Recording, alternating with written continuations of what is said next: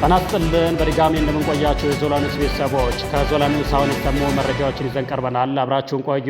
በየጊዜው የሚወጡ አዳዲስ መረጃዎች እንዲደርሷችሁ የተወደዳችሁ ቤተሰቦቻችን ቻናሉን ኮመንት፣ ላይክ እና ሰብስክራይብ ማድረጋችሁ እንዳትረሱ እያልን ወደ መረጃዎቹ እናልፋለን። አብራችሁን ቆዩ።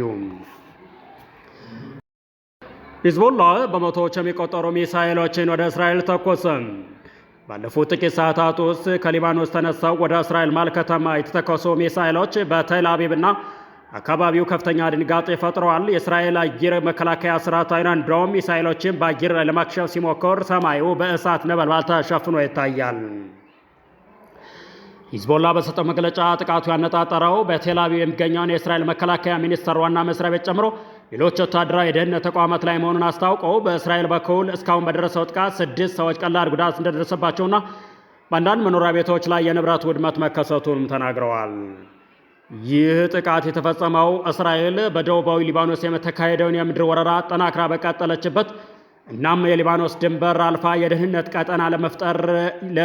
ቀጠና ለመፍጠር እየሰራች ባለችበት ወቅት ነውም ተብሏል። የሁለቱ ወገኖች ፍጥጫ ቀጠናውን ወደ ባይመለስ መጠነ ሰፊ ጦርነት ውስጥ የከተተው መሆኑን ዓለም አቀፍ ተንታኞች ስጋታቸውን እየገለጹ ይገኛሉ። እስራኤል የኢራን አፈ ጉባኤና የውጭ ጉዳይ ሚኒስትር ልትገድላቸው ከምትፈልጋቸው ባለስልጣናት ዝርዝር እንዲወጡ አደረገችም። እስራኤል የኢራን ፓርላማ አፈ ጉባኤና የውጭ ጉዳይ ሚኒስትሩ ልትገድላቸው ከምትፈልጋቸው የኢራን ባለስልጣናት ዝርዝር ውስጥ ማስወጣቷን አንድ የፓኪስታን ባለስልጣን ተናገሩ። የውጭ ጉዳይ ሚኒስትሩ አባስ አርጋችና የአፈ ጉባኤው መሐመድ ባገር ጋሊባን ስም እስራኤል ከጥቃት ኢላማ ዝርዝር እንድታስወጣ ፓኪስታን በአሜሪካ በኩል ጥያቄ ማቅረቧ ተቀባይነት ማግኘቱን ባለስልጣኑ ለሮይተርስ የዜና ወኪል ገልጸዋል። እስራኤል ሁለቱ ባለስልጣናት የሚገኙባቸው ስፍራዎች መረጃ ነበራት። እነሱን ሊገድሏቸው ይፈልጋሉ።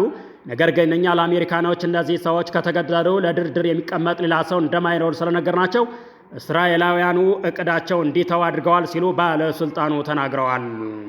አሜሪካ እና እስራኤል በኢራን ላይ ጥቃት ከከፈቱበት ዕለት ጀምሮ በርካታ የኢራን ከፍተኛ ፖለቲካዊና ወታደራዊ መሪዎች በእስራኤል ጥቃት እየተገደሉ ሲሆን እስራኤል ባለስልጣናቱ ማደኗን እንደምትቀጥል በተደጋጋሚ ገልጻለች።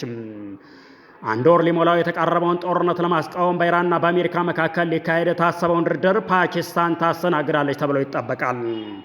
በዚህ ድርድር ላይ ኢራን በመወከል በእስራኤል ኢላማ መድረጋቸው የተነገረላቸው ያለው የውጭ ጉዳይ ሚኒስትሩ አባስ አርጋቺ እንዲሁም በአሜሪካ በኩል ምክትል ፕሬዚዳንት ጄዲ ቫንስ በዋናነት ይገኛሉ ተብሎ እየተጠበቀ ነው።